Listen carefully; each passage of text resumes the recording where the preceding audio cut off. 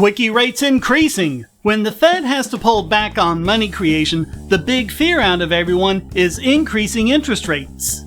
It's important to understand why interest rates go up when that happens. It may not even be the Fed dumping assets like what happened in 1929.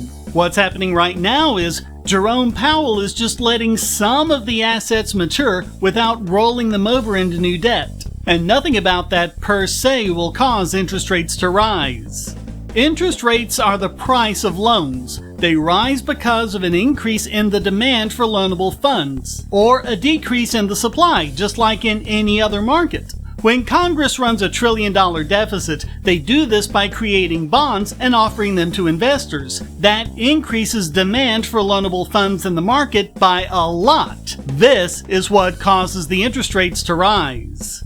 Let's say the Fed wants to keep interest rates the same. They have to create that same $1 trillion out of thin air and use it to increase the supply of loanable funds, expanding their balance sheet. And that is how all of this results in inflation.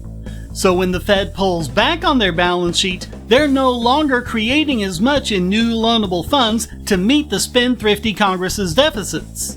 If Congress lowered deficit spending, in other words, didn't increase the national debt by as much, by at least the same amount that the Fed reduces total assets, interest rates wouldn't rise. The bottom line is that the interest rate hikes we see in any such time are absolutely 100% the fault of a greedy, power-hungry Congress that just can't control themselves.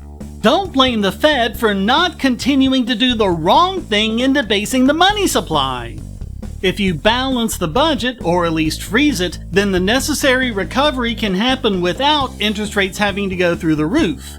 Put the blame where it belongs: Congress.